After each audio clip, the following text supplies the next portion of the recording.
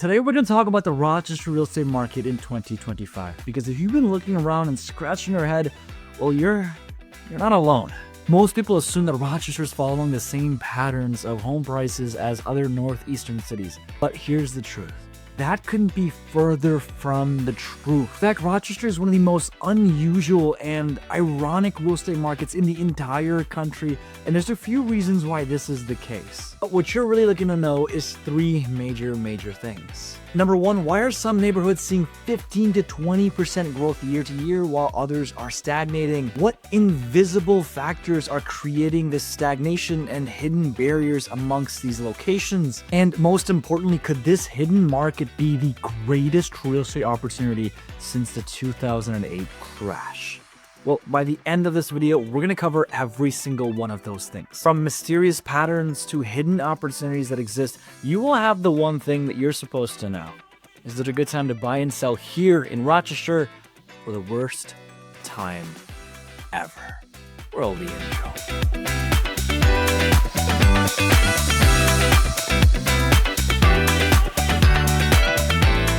Look, if you've been investigating and looking at the Rochester real estate market, you're probably seeing a few traditional things all over. Rochester is still one of the most affordable markets ever. Home prices are below 40%, and it's the best place for the first-time home buyer.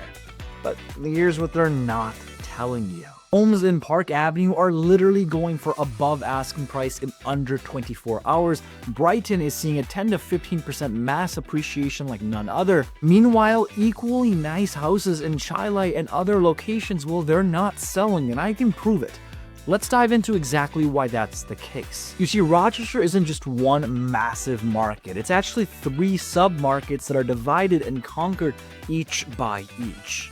And let's break that down into three different tiers. Tier number one, as I like to call it, is bougie.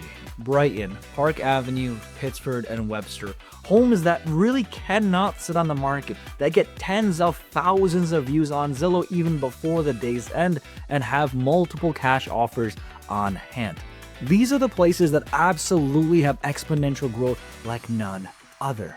Tier number two is South Wedge and Winton Village. 5 to about 8% appreciation, definitely still having a bidding war, but not as high as these other locations. Maybe even potentially, and I'm going to close my eyes when I say this, get a pretty good deal. Sometimes. And tier number threes are neighborhoods that are kind of in the inner cities. Homes that are going for maybe below $100,000, some safety aspects that really have to be taken into considerations, and homes that are definitely sitting for above 90 days. I'm going to add a fourth tier as well, because in real estate, in any other entrepreneurial avenue, there's only three things that you look at: product, placement, and pricing. The product is the home. The placement is how the agents are willing to sell it. So the fourth and final tier, well, it's the price point of the home. You can have a home in Pittsford, but if it's only $500,000 and you're listing it for $1 million, no one's gonna buy it. So all those things have to be taken into account. And you know what the hidden thing is that no one is talking about? There is a hidden factor that we have to discuss. Ready for it? Well, schools. And more specifically, the hidden lines and the barriers to those schools, and how some homes have access to amazing schooling and others don't. And well, they're right across the street. I got a buddy of mine that used to live in Arizona, and he said there was this massive divide. Literally one street, their homes would be worth $200,000 more, and the other street, well, it would be worth less. I asked why that's the case, and he says, Gagan, the schools. And very practically, and well, kind of unfortunately, that's the case here as well in Rochester. Schools play a massive factor. As much as I like to say that they're a non sequitur, they don't matter, I'd be lying. They do. And when people want good schoolings, they're willing to pay a prettier penny, especially if that's the case. I don't think I've introduced myself. My name is Gagan Timsina. We sell homes all across Rochester. And listen, I know when you're thinking about making a move, you probably have a few questions. Logically, where am I going to live? Logistically, what does that process look like? And ultimately, how can we facilitate this in the most smooth way possible? That's what our team and I do. We sold over 130 homes last year. The average agent sold 1, and 50% sold 0. The reason I bring that up is because we know what to do. We know how this market operates, and we love making these videos. We'd love even more to help you purchase a property in the greater Rochester area. So all of our contact information, everything is down below in the description. Give us a call, shoot us a text. We'd love the chance to make you find home.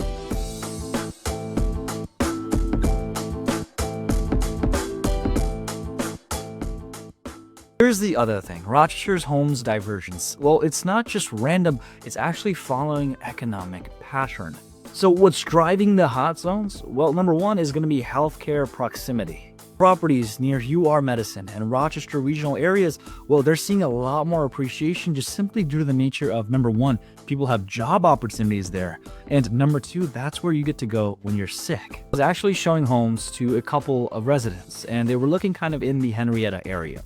The big question that he had for me was this: God, how far is this from Strong Hospital? And sometimes I have to go to surgery at 3 a.m. I told him it's about 10 to 15 minutes, which really isn't that bad from the drive, and that's one of the things that's driving up the home prices in Henrietta as a whole. You see proximity to amenities, and we'll cover the other amenities as a whole, but especially healthcare. Well, even if you're a patient or a doctor, if you're sleeping on the operating board or working on it, either way, you're going to be wanting to be close by. The second area is innovation zones. Areas near RIT, tech campuses have a lot of prowess to them because, well, that's where people are working and that's where people want to be.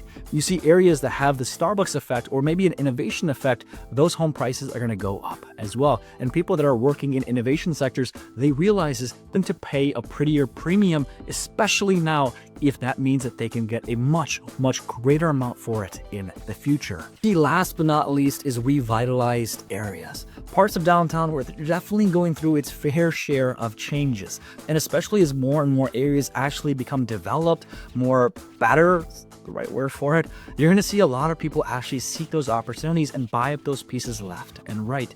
Why? Well, the area is going to get better, meaning the home prices are going to go up. The other consideration for all three of these sectors, convenience. Do you actually have to leave your house or no? Take all that and see the convenience of anything and everything that's built in these locations.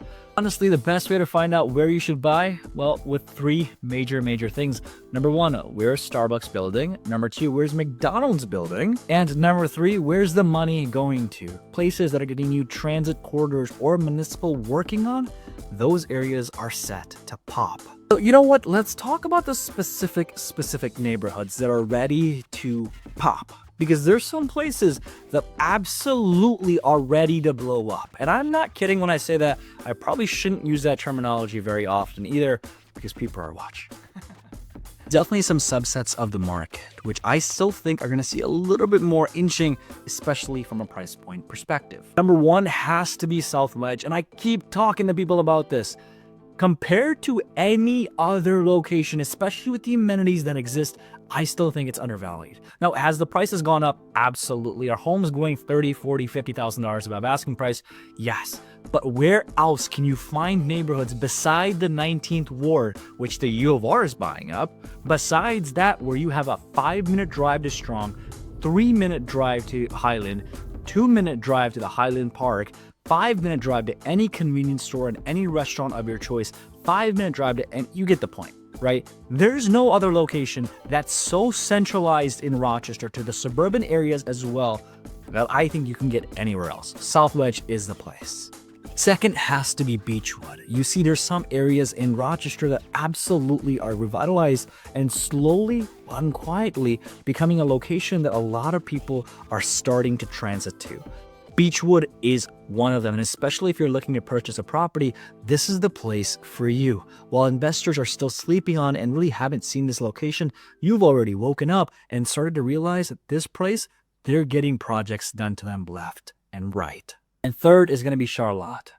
Beachfront access, waterfront location, without the premium price point. More people come to Rochester. They want beachfront. You can sell at a higher appreciating value. You can Airbnb it. I make my point clear. But here's the other thing. We just talked about what I think are the most undervalued neighborhoods. What are the most overvalued neighborhoods? First and foremost, and I hate to say this, I'm in Brighton right now. It's got to be parts of Brighton. There's definitely some subsets of Brighton that are really good and really amazing neighborhoods, especially for the price point. There's others that I think are absolutely overpriced. You see parts of the close enough proximity to 12 Corners, especially if you just keep going straight. You've got Harley and Allendale, those schools over there. There's some homes there that can go up to $400,000, $500,000, $600,000. I'm sorry, but those are overpriced. Homes that are in close proximity, maybe to there's like a soccer stadium, I can't think of the name, close by a Costco. Those homes, yeah, they're underpriced. I'd still snag those up because I think that's a really, really good area. But compared to other, Westfall, it's called Westfall, I remember that. But compared to other areas, well, there's definitely some subsets of Brighton that's shut on. Number 2 has to be downtown condos. And I say this for 2 reasons. Number 1, I hate condos because there's always a parking fee attached to it. And number 2, the amenities in these downtown condos just has not met up with the price demand that they have. You see, I was actually showing a couple a home from Arkansas coming here because they want to be really close to their family. They love the area and they think Rochester's a hoot and a half. They also like my videos, which is pretty cool. I showed them a condo because that's kind of one of the things that they were talking about. Now, Rochester's condo market is very, very limited. We looked at the few that did exist, and the one premise that we all came in conclusion to, it sucked. That's right. I probably shouldn't say it. I'm a realtor. Who cares? The condo market wasn't the best, and it was something that, well, it was kind of a major, major turnoff because they loved the downtown areas. They loved specific pockets of it. But condos, well, they didn't really have that many amenities, and some of these condos were actually breaking down. And last but not least, the third location. Here's the thing. Anywhere that's too far out. That's it. That's the answer right there. Rochester's shape is pretty unique because in the circle, you got downtown Rochester right here. I would highly advise looking at other areas and obviously taking safety into consideration, getting all the information that you need. I'm not telling you to live there. I'm not telling you to live anywhere else. Then after the circle, you got another circle on top of that, which is the suburban areas, so about 20 minutes away. Henrietta, Gates, Shiloh, Webster, Pittsford, the whole shebang. Outside of that, you've got the Hopewells, you've got the Canandaiguas, you've got the Brockports. Those areas I would maybe hold off on. And here's why. Number 1, their appreciation really hasn't gone up the same as the actual city of Rochester. But combining with this, it's also just a longer drive. One of the reasons that people are coming to Rochester is because everything is 20 minutes away. Why would you want to live in somewhere where it's 40 or 50 minutes? And I get it. Obviously, there's no homes here, and you got to take all those things into consideration as well. But if you want to live in a close proximity to Rochester, those areas, well, they're definitely not going to be where you look. So what's the one zip code that I think is the best zip code in terms of growth and appreciation to the actual other allocated markets? The zip code right here, 14609. That's right, the 14609 zip code is by far the best value to appreciation market that we've seen.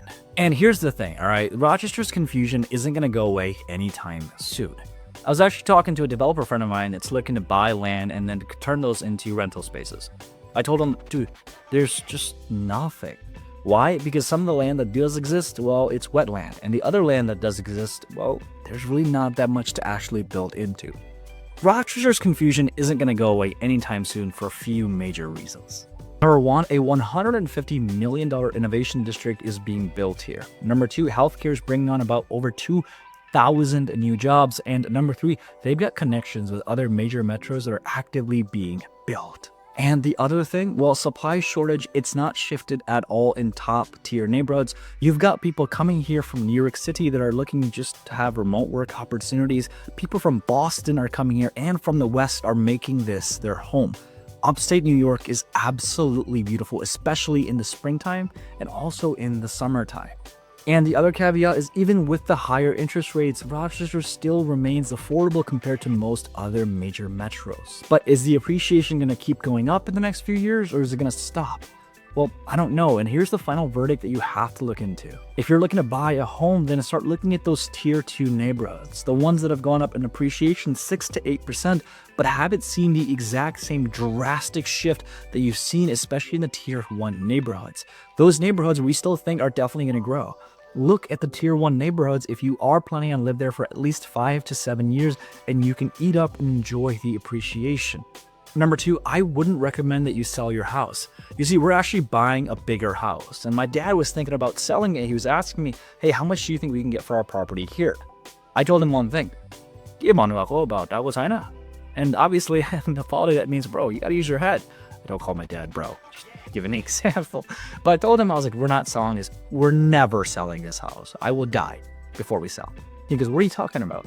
I told him, are we locked in our rates at 5% in 2017? Our payments are super duper low. You would pay almost twice that for the exact same home if we bought it over in 2025. If you have to sell, sell. If you don't, I would highly recommend that you don't. Bottom line is this: Rochester's confusion for some is a gold mine for others. The opportunity does exist. It's just up to you and the agent partner that you have to actually find it. Listen, if you can see those barriers, see what neighborhoods, what kind of trends exist, what people are actually looking for, and ultimately what they're not looking for anymore, you can take that and use that to obviously invest for yourself and your family. You know, I actually did an entire video on the ultimate moving guide to Rochester in 2025. If you want that, I'm gonna put it right here. Watch it, and I'll see you soon. Peace.